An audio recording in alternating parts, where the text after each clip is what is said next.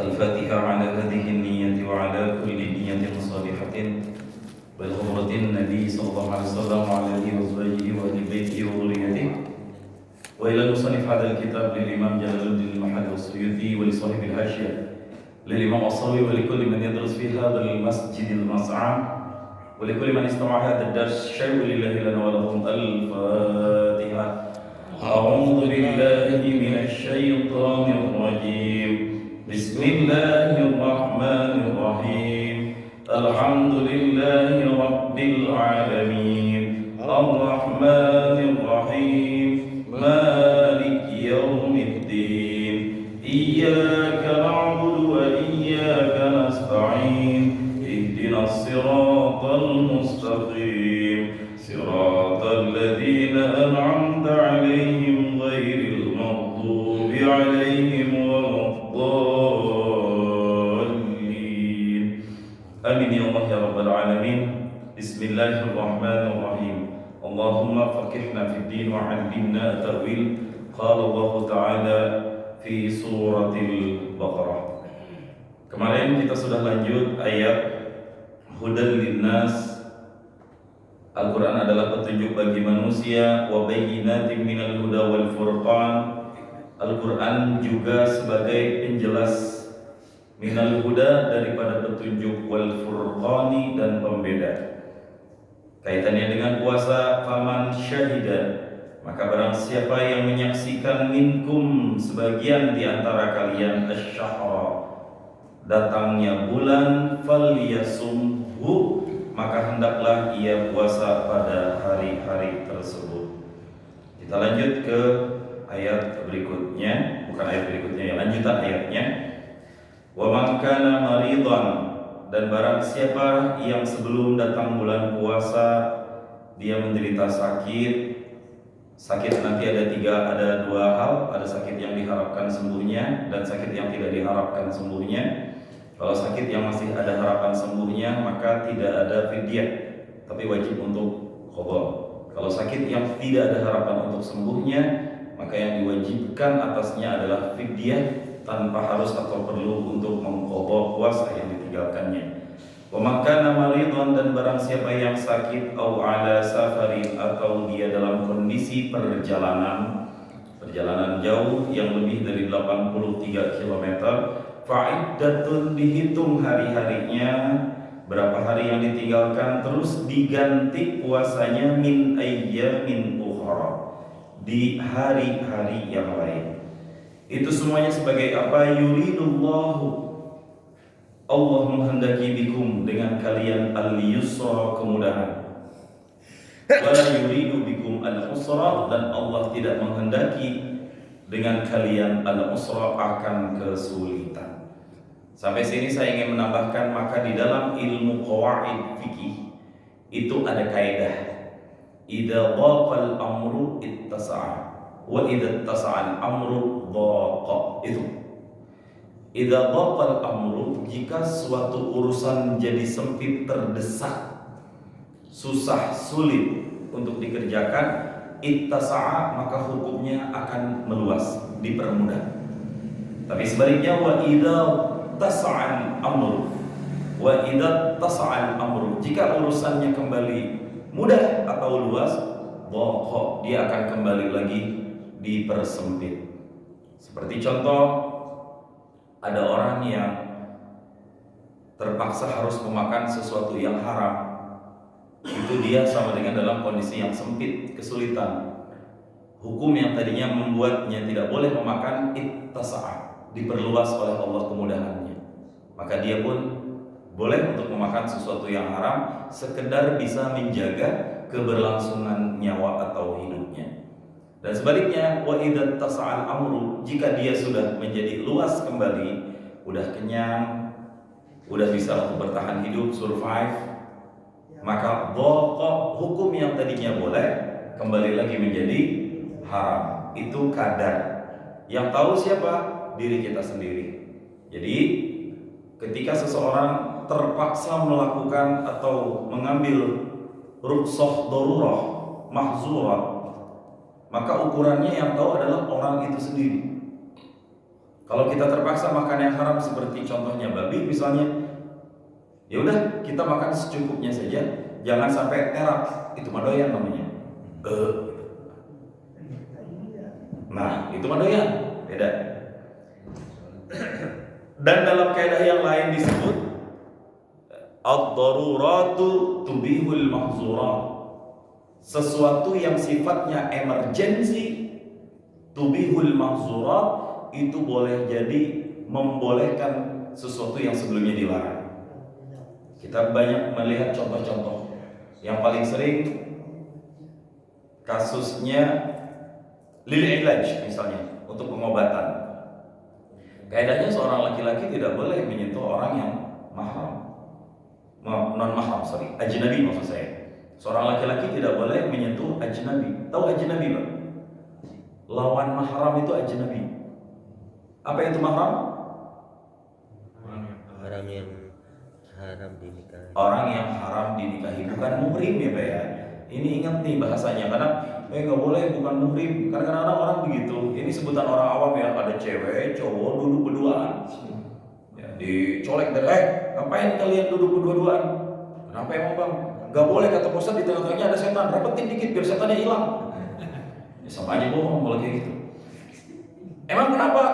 Ente bukan muhrim. Nah, kata-katanya ente bukan muhrim itu salah. Yang lebih tepat adalah mahram. Muhrim ada dalam bahasa Arab, tapi artinya orang yang sedang berstatus ihram. Itu artinya muhrim, itu boleh. Antum muhrim. Nah, Bapak lagi di Mekah, ya kan? Mondar-mandir di Jalan Syariah Jihad, di kamar mandi 3, mondar-mandir, taksinya ini, antum muhrim. Nah, Bapak lagi ihram. Oh iya, saya lagi ihram. Ayo naik taksi diantar nanti sampai ke Masjid Aisyah untuk ambil miqat, balik lagi. Nah, itu boleh. Antum muhrim. Tapi yang dimaksud di dalam penjelasan saya ini bukan muhrim, tapi mahram. Lawannya mahram apa? Ajnabiyun. Nah, tuh ingat tuh Pak ya. Yang laki-laki disebut ajnabi, yang perempuan disebut ajnabiyah. Kita menikah dengan istri kita, kenapa? Karena istri ajnabi. Istri itu ajnabi. Apa buktinya? Boleh nikah. Jadi istri bukan mahram, betul. Buktinya kita boleh nikah sama istri. Perkara nanti bersentuhan tangan wudhu itu khilaf di antara para madzhab ulama. Arti mahram orang yang tidak boleh untuk dinikahi. Itulah mahram. Kita di sini laki-laki. Siapa mahram kita? Dari atas. Kalau nasab kan bicaranya tanda plus ya Pak. Atas, kiri kanan, bawah. Yang atas siapa? Bapak, ibu. Bagi yang perempuan bapak, ibu. Wa in ala, ke atas semuanya. Ya, 6 turunan, 8 turunan, terus kakek cicit buyut putu apa saya nggak ngerti bahasa Jawa tuh katanya banyak tuh kayak gitu ya. Nah, itu ke atas semuanya nggak boleh, baik dari bapak ataupun dari jalur ibu. Kakek kita yang dari bapak, nenek kita yang dari bapak, kakek kita dari ibu, nenek kita dari ibu, itu mahram semuanya, nggak boleh dinikahi. Kalau masih ketemu. Tanda plus, ini apa? Saudara, saudari, seayah, seibu, seayah tak seibu, seibu tak seayah. Ini nanti kaitannya sama waris. Ke bawah, siapa? Anak dan anaknya anak kita, anak-anaknya anak-anak kita, dan anak-anaknya anak-anak kita. Sama aja itu. Ya pokoknya itulah. Cucu lah gitu. Nah, sawingnya. Kayak gitu bahasanya. Itu terus ke bawah. Itu adalah mahram yang tidak boleh dinikahi. Yang ingin saya sampaikan di sini adalah ketika ada seorang laki-laki bersentuhan dengan seorang perempuan yang ajnabi, kan nggak boleh bersentuhan. Nah, dasarnya ya kita nggak boleh kecuali untuk sesuatu. Nah, pengecualian di sini nih yang ad-darurah tubihul mahzurat. Contoh, ada seorang perempuan, dia akan melahirkan dan ketika dicek oleh dokter ternyata dia wajib untuk menjalani operasi sesar. Kan mau nggak mau kan mengharuskan adanya sentuhan, adanya tindakan. Nah, itu dikategorikan sebagai mahzurat, darurah. Kalau enggak, mungkin ada nyawa yang akan terancam. Dalam kondisi masih situasi operasi, melakukan tindakan apapun dengan syarat dan ketentuan tertentu, itu diperbolehkan. Tapi ketika operasi sudah selesai, berani pegang perut bini orang, tentu hukumnya kembali lagi menjadi haram untuk disentuh. Nah, itu dispensasi yang masuk dalam yuridullahu bikumul yusra. Bukan hanya dalam berpuasa, tapi dalam seluruh permasalahan ibadah, kaidahnya adalah Allah tuh mempermudah. Makanya ittaqullaha mastata'tum. Kerennya di situ, bertakwalah kalian kepada Allah mastata'tum, semampu kalian. Allah nggak maksakan kita untuk sampai di level atau derajat tertentu. Ini dalam hal perintah ibadah. Tapi dalam urusan larangan dari sesuatu yang Allah haramkan, itu nggak ada. Nggak ada mastata'tumnya. Udah haram ya haram. Dan janganlah engkau mencuri mastata'tum semampunya. Ya kalau bisa ngentit dong berarti kalau kayak gitu. Dalam urusan yang haram itu tidak boleh ada mastata'tum atau semampu kalian. Tapi untuk urusan ibadah seperti haji, seperti umroh, bahkan puasa, tetap ada manistato'a bagi orang-orang yang istito'ah, mampu. Nikah juga sama. Dasar hukum nikah apa Pak? Bukan haram, bukan wajib, bukan sunnah. Dasar hukum nikah boleh. Dasarnya ya, nanti keadaannya yang membuatnya berubah. Yang tadinya boleh, buat dia mas sunnah. Yang tadinya boleh, buat dia haram. Yang asalnya boleh, buat dia makruh. Yang asal boleh, buat dia jadi wajib. Tinggal case-nya, kasusnya. Buat yang sunnah, orang yang dia udah pengen banget berhajat kepada sesuatu yang sifatnya apa yang bisa lakukan suami istri, tapi dia tidak khawatir dengan zina. Dan dia bisa mengontrol dirinya, bahkan bisa ibadah. Sunnah buat orang kayak gitu. Mubah, pengen banget. Enggak. Kalau ada juga gaskel, itu mubah. Haram atau mungkin makruh buat orang-orang yang kalau menikah akan berpotensi mudarat untuk dia atau untuk keduanya. Contoh orang yang odha. Tahu odha? Orang dengan HIV AIDS. Itu nikah hukumnya dikhususkan untuk orang itu. Enggak langsung serta-merta menjadi boleh, bisa jadi haram karena akan merusak pasangannya, akan berpotensi menular ke anak-anaknya nanti. Nah yang satu lagi wajib. Kapan nikah jadi wajib? Udah pengen banget, nggak bisa direm walau sedetik pun, pokoknya kudu. Kalau enggak imannya terancam. Dia punya kemampuan, bisa untuk menafkahi, minimal kontrak-kontrak masih bisa kalau emang harus tinggal sendiri. Nah untuk orang yang seperti itu nikah hukumnya menjadi wajib. Nah, fleksibilitas hukum ini yang ingin Allah berikan kepada kita, Pak. Ya. Maka penting mempelajari kaidah-kaidah fikih kita biar tahu rambu dasarnya apa. Kalau kita tahu rambu dasarnya apa, jalan di jalan apapun insya Allah aman. Karena rambunya di mana-mana sama, tinggal kontur jalannya aja. Kontur jalan mengikuti daerah masing-masing. Kita di Indonesia, kontur kita orang-orangnya nggak begitu keras, lembut. Maka madhab yang paling cocok dengan orang Indonesia adalah madhab Syafi'i. Kan kita rata-rata di Asia pakai Syafi'i. Orang-orang yang ada di Pakistan, Kirgistan, Tantan lah semuanya itu mayoritas pakai Hanafi. Nanti ada yang di Maroko, Maghrib, Aljazair, Spanyol dan sebagainya, muslim-muslim itu mayoritas pakai Malik.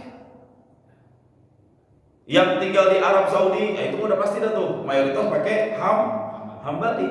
Mana yang benar? Semuanya benar. Itulah fleksibilitas hukum. Pak Ustadz, kita kan Indonesia. Iya. Syafi'i. Betul. Boleh nggak kalau suatu saat dalam satu permasalahan kita pakai mazhab Hanafi? Boleh. Yang penting di masalah itu tok ke Hanafi, jangan campur-campur. Campur-campur namanya talfiq madhab. Itu tatabu rukhsah, nyari yang enak-enak. Itu nggak boleh. Aku pakai Hanafi aja. Ntar kalau begini, gue pakai ini ya. Nah itu nggak boleh. Itu justru dicela orang-orang yang seperti itu. Ya, contohnya wudu. Kalau pakai Syafi'i itu lain. Rambut boleh segini aja. Nah, Syafi'i. Kalau Syafi'i kan enggak masu ba'dir ra'si, masu ba'dir musab sebagian kepala, bukan rambut Pak ya. Musab sebagian kepala. Mau ada rambutnya kayak mau enggak usap tuh. Buat yang botak kan nanti, oh saya enggak wajib Pak. Kenapa? Botak kotor tetap wajib. Ya, cuma sebagian. Jadi kalau Bapak pelit suatu saat ambil satu helai. Sah. Menurut Syafi'i. Tapi menurut Imam Malik enggak sah. Imam Malik harus kulli ra'si, jami'i ra'si. Jadi Bapak ambil air, bah, mashu ya, bukan ghusl. Kalau ghusl membasuh harus dibanjur. Tapi kalau mashu usap. Nah, itu kalau kita pakai Maliki. Nah, itu harus konsisten dengan pembatal-pembatalnya juga. Kalau Syafi'i bersentuhan dengan mahram tanpa alasan pasif aktif batal. Ya. Tapi menurut Imam Malik belum tentu. Kalau ada syahwatnya boleh jadi batalkan. Tapi kalau tidak ada syahwatnya boleh jadi batal. Kalau Imam Hanafi lebih umum lagi. Ya, ada syahwat nggak ada syahwat masih bisa dipertimbangkan tidak batal. Karena menurut beliau yang haram itu yang bukan haram, membatalkan itu adalah al-jima maksudnya. Nah, itu kan perbedaan di antara para ulama. Jangan ntar kita cium istri yang aku berangkat dulu pasti muah. Tapi wudunya kita pakai Syafi'i, bersentuhan dengan istri kita pakai Maliki. Nah, itu namanya talfiq madhab. Kata Imam Syafi'i, gua gak ngakuin cara lu wudu kayak gitu dan batalin. Oh, saya pakai Maliki. Kata Imam Malik, enggak juga. Ente setengah tadi basuh rambutnya. Nah, itu contoh Pak. Allah memudahkan, tinggal kita ambil mana yang menurut kita paling maslahat dalam ibadah. Itulah fungsinya ngaji perbandingan madhab di situ. Ya, ngaji perbandingan madhab. Putus, sorry. Kita rekonek ulang. Menghubungkan. Oke, sip. Yuridullahu bikumul yusra. Allah tuh pengen kita yang mudah-mudah, bukan mengenteng-enteng. Ingat itu kayaknya. Dan berikutnya walitukmilul iddata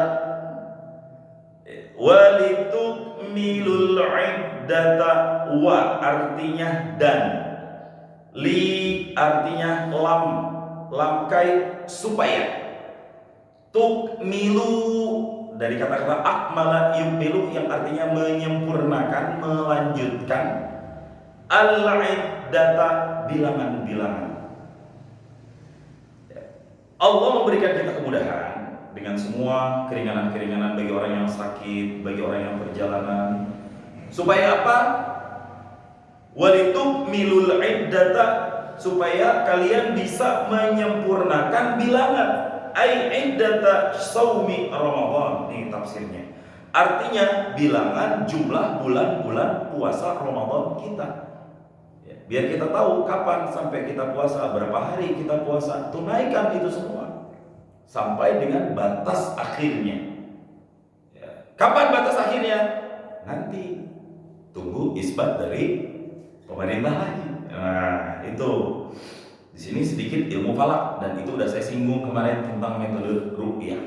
Saya sendiri belum pernah terlibat ru'yah karena sulit sekali Pak ru'yah. Sulit ru'yah. Berdiri di atas pun kita ngelihat ke ufuk. Capek 5 menit ternyata bulannya sebelah sono, kita ngeliatnya sebelah sono. Nah, itu aja ada tekniknya. Kalau Bapak sedikit melek dengan teknologi, ada aplikasi di gawai kita, user Android itu ada namanya Star World 2. Itu aplikasi bisa untuk memperlihatkan posisi-posisi bulan di mana, posisi-posisi benda-benda langit di mana. Jadi tinggal kita arahin. Di sini ada bintang-bintang apa aja, di sini ada bintang-bintang aja. Itu bisa, ya. Dan kadang saya memakai itu untuk mengetahui posisi matahari masih di mana, bulan masih di mana, kiblat arahnya kemana. Meskipun bisa dari HP ya Pak ya. Gerhana kemarin, saya nggak melihat secara langsung, tapi dari sini tahu, oh bulan lagi ada di sebelah sini. Nama aplikasinya Star Walk. Ya, Star Walk, nanti download, gak apa-apa buat yang cinta-cinta benda langit, download aja tuh. Itu bisa sedikit menambah kekaguman kita. Ini di samping bulan apa ya Pak? Oh ternyata itu planet. Kita ngiranya biasa aja. Boleh saya tampilin. Siapa tahu ini suatu saat berguna buat Bapak yang ingin mengetahui komar, yang ingin mengetahui bulan, yang ingin mengetahui posisi, yang tertarik dengan ru'yah untuk mengetahui posisi bulan, itu bisa dipelajarin, namanya Star Walk. Ya. Saya coba contohin. Star Walk. Mudah-mudahan bisa dikoneksi. Ya. Star Walk. Screen mirroring. Ya, ini bentar intermezzo sedikit. Ya, HP saya masih belum bisa sampai sekarang, Pak. Intermezzo sedikit, cek. Nanti Pak Hari download aja. Kalau mau tunjukin aplikasi Star Walk, nggak bisa di saya, Pak. Imannya belum sempurna berarti. Nah, baik, kita lanjutkan kembali. Walitukmilul iddata, supaya kalian bisa menyempurnakan bilangan bulan. Kemudian walitukabbirullaha. Nah, kita baca ayatnya dulu sampai 185. Walitukabbirullaha ala ma hadakum wa la'allakum tashkurun. Tafsirnya walitukabbirullaha, dan yang pertama supaya engkau bisa menyempurnakan bilangan bulan. Alasan berikutnya walitukabbirullaha, agar kalian bisa bertakbir kepada Allah. Puasa tuh kan udah tuh sebulan. Sampai kapan? Sampai kita tahu bilangan akhirnya akhir Ramadan. Beres Ramadan baru udah kita walitukabbirullaha, bahasa kitanya takbiran. Nah, tuh. Kapan kita takbiran? Dalam tafsir inda ikmaliha, ketika sempurna Ramadan. Disitulah kita takbiran. Nah, takbir untuk apa? Alama hadakum, di atas sesuatu yang telah memberikan petunjuk ya Allah kepada kalian. Besarkan Allah. Allahu Akbar, ya Allah terima kasih. Allahu Akbar ya Allah. Bersyukur alhamdulillah ya. Allahu Akbar. Itu terus rasakan keagungan Allah Subhanahu wa taala. Pakainya insya, istighfar, Pak. Ketika kita baca la ilaha illallah, baca takbir, baca tahmid, baca tahlil, maknanya kalau bisa diresap di otak, lebih enak zikirnya. Allahu Akbar. Itu jangan cuma Allahu Akbar, hayati betapa besarnya Allah gitu di hati kita. Ya Allah, Allah Maha Besar, saya mah kecil ya Allah, diginin juga udah, aku mah apa tuh ya Allah.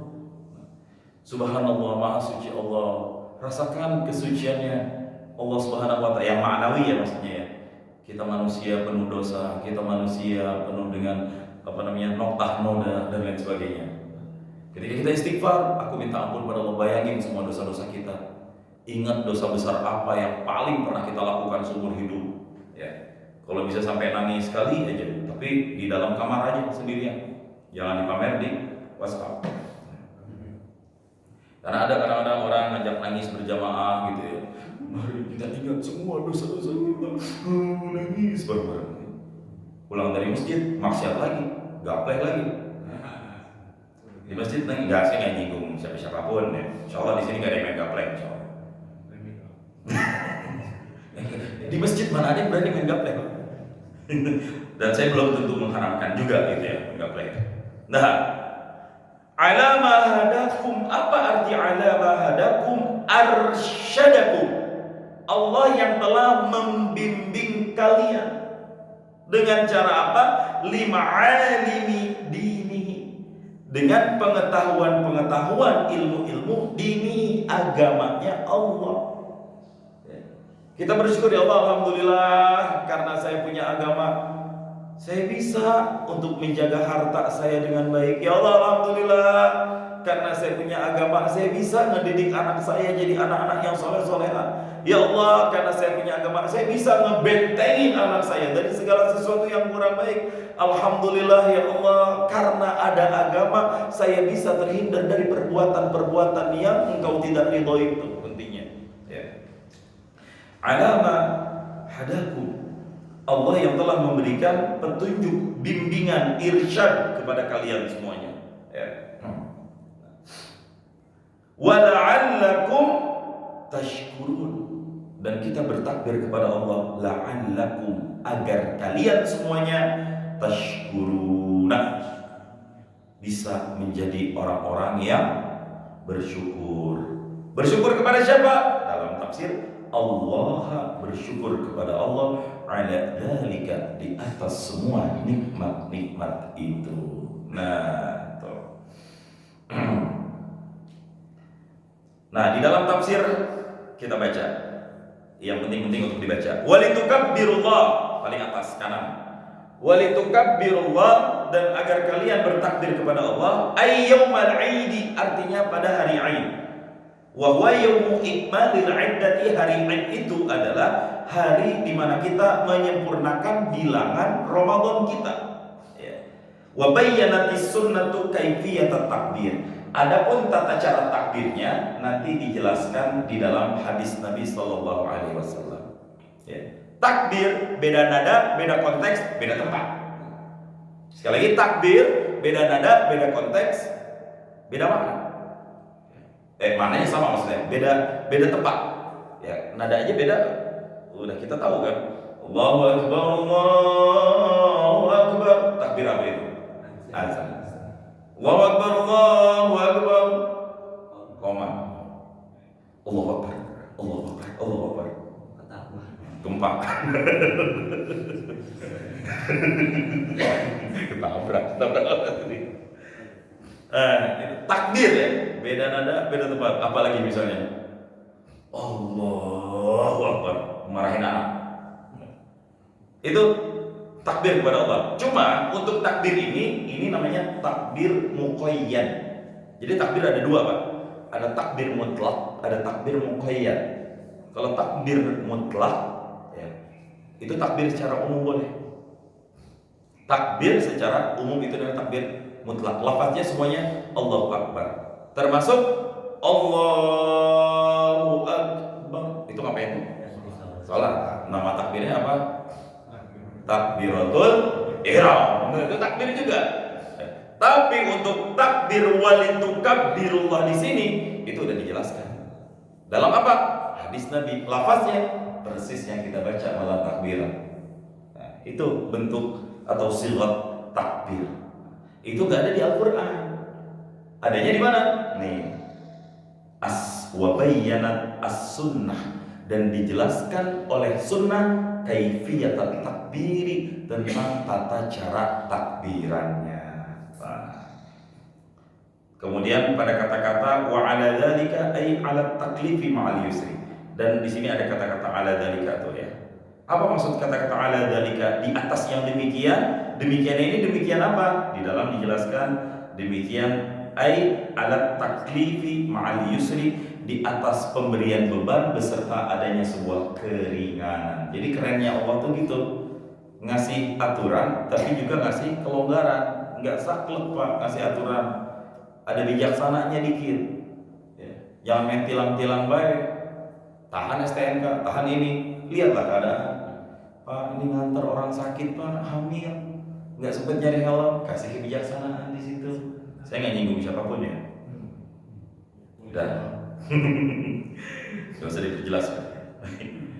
Oke, ayat 185 kelar. Sampai sini sebelum kita lanjut ke ayat 186, ada yang ingin ditanyakan? Pak Sidik sepertinya penuh pertanyaan. Ya, udah banyak takbiran. Sabar Pak Sidik, ini baru babak penyisihan selesai nih. Ini hari pertama babak penyisihan kita ya.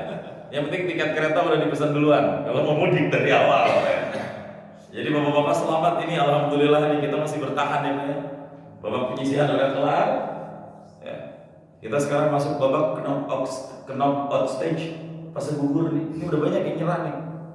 Udah banyak yang lemah. Ya. Pikirannya udah bukan masjid lagi. Oke. Masih penting lah. Pikirnya udah mikir, nih ntar gue beli apa ya, dicek grup murni atu-atu. Oh ini nih pas nih buat makan lebaran nih, pasti untuk kan. Tapi keren ya, alhamdulillah nih bapak-bapak sekali lagi masuk aja pakai grup murni ya. Bagi yang belum tahu ada grup di kita namanya grup Mutiara Berniaga, itu tempat dagang, tempat beli juga di situ. Masya Allah itu dari jam 2 itu udah update makanan. Kalau ngelihat makanannya aduh ya Allah Pak, es pisang hijau, tunggu 5 menit lagi es buah, tunggu 5 menit lagi mie ini segala macam. Tapi Masya Allah warga-warga pada senang ada tempat lapak buat jualan di situ. Gratis, nggak ada transaksi, udah kesepakatan mah cat pribadi ya. Nah keren. Sampai sekarang masih berlanjut. Jangan nanya siapa yang bikin, yang foto aja. Alhamdulillah sampai sekarang masih berjalan semuanya. Alhamdulillah. Jadi kalau ada yang istri-istri bapak kalau pengen belanja jangan belanja keluar dulu. Nih saya ngomong di luar ngaji nih ya. Ini salah satu cara ngegerakin ekonomi itu kayak gitu ya. Kalau mau belanja usahain dalam dulu, sejahterain sekeliling dulu. Kalau emang dia tahu ada barangnya, order sama dia aja. Bapak juga ketika jualan dulu di dalam, jangan langsung, bukan nggak boleh langsung keluar. Jangan jangan dipendem-pendem. Kalau kita punya satu produk atau makanan yang kira-kira bagus dan bisa dinikmati banyak orang, jual. Dan kita kalau pengen beli jangan nyari keluar dulu, beli di dalam dulu. Biar apa? Biar ada berkah di tiap rupiah kita gitu ke orang-orang yang terdekat di sekeliling kita. Itu kenapa kemarin Bapak RW merintis itu grup murni, tapi nggak boleh ada percakapan ngomongin masalah kebijakan MBG Pak Prabowo ya. Itu khusus buat jualan mutlak gitu. Siapa aja. Kalau ada yang belum tahu nanti boleh di-share ke istri-istrinya. Kalau barangkali istri bapak ada usaha apapun di situ, tapi jangan usaha yang diharamkan. Istri saya pelanggan setianya sistiknya Pak Bendung. Nggak tahu belum di-share lagi cuma sekarang. Udah nggak jualan. Oh, udah. Padahal kalau ada saya udah mau order buat lebaran. Ayo tuh, kalau bisa masuk semuanya ke situ ya. Jualan di situ, nggak apa-apa. Biar apa? Berputar ekonomi dari tangan ke tangan orang soleh ke tangan orang soleh yang lain. Itu rumusnya ada di Al-Quran Pak. Di dalam ayat kaila yakunal amwal dulatan bainal aghniya'i minkum. Kalau nggak salah gitu Ustaz, tapi nanti dikoreksi. Kaila yakuna dulatan bainal aghniya'i minkum, supaya jangan sampai harta itu cuma berputar di tangan orang-orang kaya di antara kalian. Itu artinya jangan sampai harta berputar di antara orang-orang kaya yang ada di sekitar kalian. Di situ ada dua kata, kaya dan putar. Kaya dan berputar. Nih konsep kaya tuh Allah ngajarin di situ. Kalau kita pengen kaya, satu caranya apa? Hartanya diputerin. Dulu waktu SD saya percaya banget nabung pangkal kaya. Sekarang ketika udah ngaji ekonomi, nabung pangkal kejebak inflasi. Ya, tapi boleh nabung. Tidak membuat miskin, ya, tapi tidak juga membuat bertambah. Karena yang bertambah hakikatnya adalah berputar. Berputar itulah investasi atau istismar. Tuh konsep Al-Quran tuh keren banget sebenarnya, Masya Allah ya. Bukan saya nyuruh Bapak untuk banyak harta, tapi kaidahnya memang begitu. Harta yang didapatkan dengan cara yang paling baik itu yang diputar. Wah diputar. Kalau dipendam, disimpan, ya siap-siap habis. Minimal kegerus angka inflasi. Saya ada. Tapi emas itu investasi sebenarnya. Ya. Emas adalah investasi, nilai yang paling stabil yang Al-Quran membatkan sebagai salah satu logam mulia yang paling berharga. Apa-apa diukur sekarang dengan emas. Ya, berapa nilainya sekarang? Yang 24. Yang murni itu 14 atau 24 lupa saya? 24 karat berapa? 3 juta terakhir. Logam mulia antum. Antap. Ya saya begini ya. Berapa sekarang? 3.200.000, Masya Allah. Ya pasti tinggal dikiloin. Itu investasi, belinya di harga 900.000 tahun 2012, simpan sampai sekarang udah senilai itu. Nah itu bagian dari cara dulatan, memutarkan harta, termasuk dengan cara menggerakkan. Dan ini bagian la'allakum tashkurun, biar kita bersyukur dengan apa yang Allah berikan kepada kita semuanya. Masya Allah. Nah ayat berikutnya wa idza sa'alaka. Siapa yang mau baca? Mungkin kita baca ayat baru ketemu lagi nih ayat yang baru. Tarawih nggak ada berapa? Bisa dibuka lagi 186 berarti ya ayat pendek. A'udzu wa idza sa'alaka ibadi. Masya Allah. Bil berkahnya.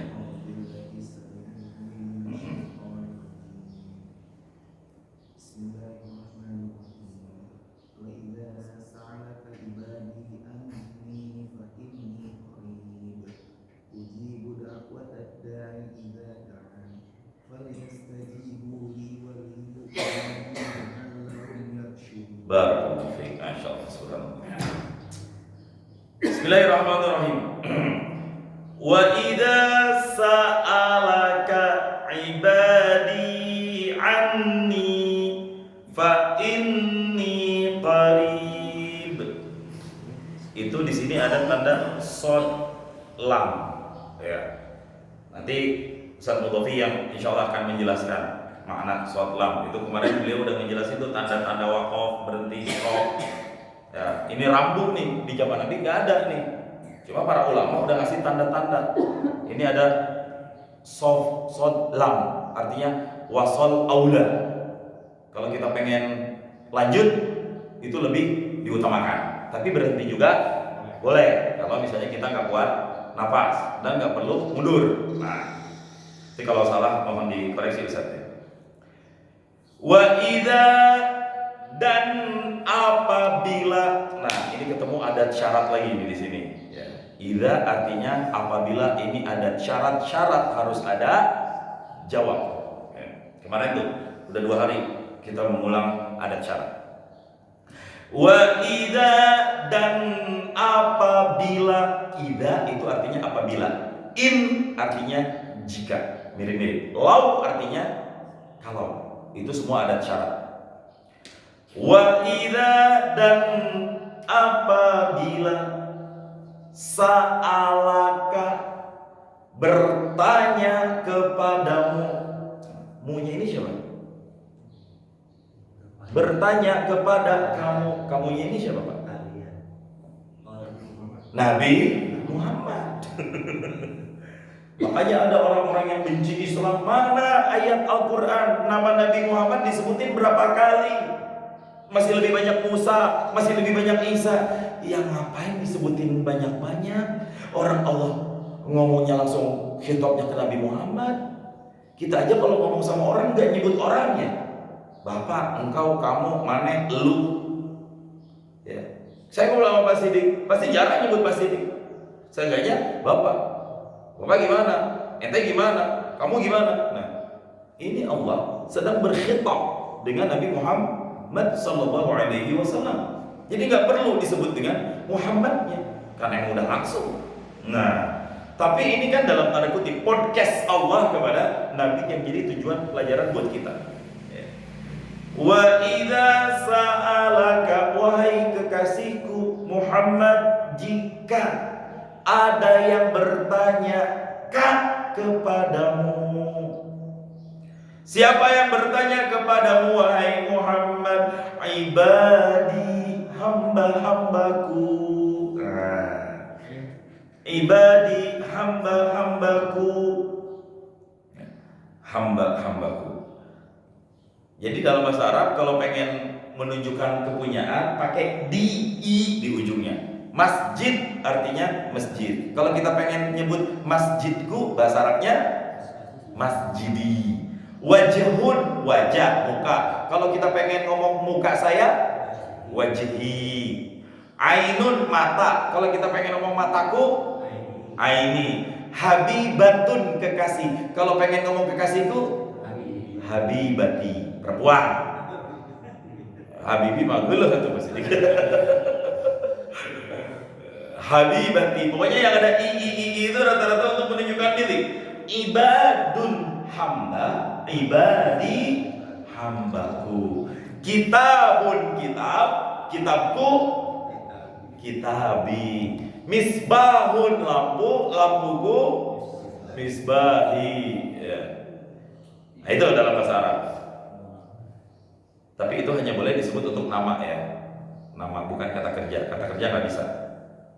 Nah, wa idza sa'alaka ibadi, dan jika bertanya kepadamu, siapa yang nanya? Hamba-hambaku. Berarti ini diakui oleh Allah nih. Ya. Allah merasa dengan kemahaannya memiliki, diakui, dekat dengan hamba-hamba Allah ini. Ya. Nah, nanti di dalam tafsir dijelaskan maksud dari hamba-hamba ini siapa. Tentang apa bertanya kepadamu hambaku itu, wahai Muhammad, anni, tentangku, kata Allah. Anni, tentang zatku. Maka ucap dan katakanlah olehmu. Nah, ini jawabnya idza nih, pakai fa lagi, fa arabit namanya. Fa inni, maka sesungguhnya aku itu, khabarnya qarib. Apa arti qarib? Dekat. Nah, ini kisahnya di bawah dijelasin, Pak. Wasa'ala jama'atun an-nabiyya. Ya. Ini ya, wasa'ala jama'atun, dan bertanya oleh segolongan jamaah. Ke siapa nanyanya? An-nabiyya sallallahu alaihi wasallam. Nanya kepada Nabi. Apa pertanyaannya? Aqribun rabbuna, wahai Muhammad, aqribun, apakah dekat rabbuna, Tuhan kami? Kalau dekat, fanunajihi, maka kami ingin bermunajat kepadanya. Dari kata-kata naja, yunaji, munajatun. Jadi munajat bahasa Arab, Pak. Apakah Tuhan kita dekat lalu kita bisa bermunajat kepadanya? Amba'idun, ataukah Tuhan itu jauh? Kalau jauh, fanunadihi, kita panggil dulu, kita seru dulu. Nah, jadi sahabat tanya ke Nabi, ya Rasul, Tuhan kita itu jauh apa dekat sih? Seakan-akan podcast. Emang kenapa? Ya kalau dekat kita pengen munajat. Terus kalau jauh, ya kalau jauh kita pengen berseru. Nah, berdoa, berseru. Jadi beda ya Pak, munajat dengan nida, memanggil. Kalau memanggil jauh, kalau munajat berbisik-bisik sifatnya. Ya. Kalau memanggil harus terdengar minimal di telinga. Orang-orang sekitar pun harus mendengar. Itu namanya memanggil. Tapi kalau bermunajat, berbisik-bisik, itu nggak harus terdengar oleh banyak orang. Cukup baini wa bainaka, antara engkau dan diriku. Itu munajat. Nah, gara-gara ada pertanyaan sahabat ini, fanazala, maka turun ayat, wa idza sa'alaka ibadi anni fa inni qarib. Nah, artinya udah kita jelaskan tadi. Qarib, dekat. Ini dekat gimana maksudnya? Qaribun minhum, Allah dekat dari mereka yang bertanya. Cuma dekatnya dengan apa? Nah, ini yang penting, pendekatan akidahnya. Bi'ilmi, dengan ilmuku, dengan pengetahuanku. Fa'akhbirhum bidzalika, maka wahai Muhammad, akhbirhum bidzalika, informasikan itu bidzalika kepada mereka semuanya. Nah, di dalam ini dipertegas Pak. Tuh ya, wa'lam. Ini ada nih di paragraf baru nih. Saya baca cepat. Wa'lam, ketahui oleh kalian, anna hadza su'ala, bahwa sesungguhnya pertanyaan ini al-waqi'ah, yang terjadi, anis sahabati, dari para sahabat Nabi, la yaqtadi jahluhum, itu tidak serta-merta menghukumkan bodohnya mereka para sahabat. Dengan apa bodoh? Bitauhid, dengan tauhid. Jangan sampai kepikiran, kok sahabat nanya apa segitunya sih? Emang gak tahu apa? Padahal sahabat a'lam, yang paling paham. Sampai kita jadikan iktidah. Makanya ada bahasa ikuti Nabi dan ikuti para sahabat Nabi. Nah, apakah dengan pertanyaan ini lantas kita bisa menghukumkan bahwa sahabat itu kemudian jahil, tidak tahu, bodoh? Nah, jawabannya adalah tidak. Kenapa? Li'annallaha munazzahun, karena Allah itu maha suci. Ya. Anil kurbi wal bu'di wal al-hissiyaini li'annahuma min sifatil hawadisi. Poinnya di sini, jangan sampai kita memahami ini kan ada kata-kata dekat Pak, qarib. Jangan dimaknai dekatnya Allah di sini dekat secara hakiki, tapi maknai dekat secara maknawi. Karena kalau kita tafsir dan terjemahkan ini dekat secara hakiki, seakan-akan di sini Allah itu memiliki tempat. Kalau Allah memiliki tempat, atau Allah nggak ada bedanya dengan makhluk. Nah, di sini dijelaskan li'annahuma min sifatil hawadisi wallahu munazzahun anha. Karena kalau kita tafsirkan Allah itu bertempat, berarti Allah itu hudus, hawadis. Apa bedanya sama makhluk? Kita butuh tempat, makanya kita duduk. Dan Allah bebas dari itu semuanya. Wallahu munazzahun anha. Di sini dijelaskan oleh mufassir. Nah, jadi yang dimaksud Allah dekat di sini bukan dengan tempat hakikinya, tapi dekat dengan ilmu Allah, dekat dengan rahmat Allah ke kita. Dan insya Allah besok akan kita lanjutkan tentang makna ayat-ayat yang harus dilakukan pendekatannya secara tauhid. Nanti ada ya hadis Nabi, aku telanjang maka pakaikanlah aku, wahai orang beriman, sesungguhnya aku lapar maka berilah makan aku. Apakah kita akan menghukumkan Allah itu lapar, Allah itu tak berbusana? Tidak. Itu pendekatannya pendekatan maknawi. Temui Allah di mereka yang kelaparan, temui Allah di mereka yang boro-boro mau COD baju, baju yang ada aja dipakai setahun sekali. Kayak kita nih beli bajunya lebaran doang. Nah, itu pendekatan yang seperti itu. Ini butuh pendekatan tauhid supaya jangan sampai merupakan Allah dengan makhluk. Karena ayatnya jelas, laisa kamitslihi syai'un. Allah itu tidak ada satupun yang menyerupainya. Baik, insyaallah kita akan lanjut besok. Sampai sini ada pertanyaan? Jadi clear? Baik. Allahu a'lam bishawab. A'udzu billahi minasyaitonir rajim. Bismillahirrahmanirrahim. Alhamdulillahirabbil alamin. Hamdan na'amin, hamdan syakirin. Hamdan yafina 'ala wa yakfi mazidah ya rabbana lakal hamdu wa lakal mulk. ولك الشكر كما ينبغي لجلال وجهك الكريم وعظيم سلطانك. اللهم صل على سيدنا محمد وعلى ال سيدنا محمد. اللهم احسن عاقبتنا في الامور كلها واجرنا من خزي الدنيا وعذاب الاخره. اللهم انك عفو كريم تحب العفو فاعف عنا يا كريم يا رحيم يا ارحم الراحمين. اللهم انا نسالك رضاك والجنه ونعوذ بك من سخطك والنار. ربنا لا تزغ قلوبنا بعد إذ هديتنا وهب لنا من لدنك رحمة إنك أنت الوهاب. ربنا آتنا في الدنيا حسنة وفي الآخرة حسنة وقنا عذاب النار. صلى الله على سيدنا محمد وعلى آله وأصحابه وبارك وسلم. فسبحان ربك رب العزة عما يصفون وسلام على المرسلين والحمد لله رب العالمين. سبحانك اللهم وبحمدك أشهد أن لا إله إلا أنت أستغفرك وأتوب إليك. ثم السلام عليكم ورحمة الله وبركاته.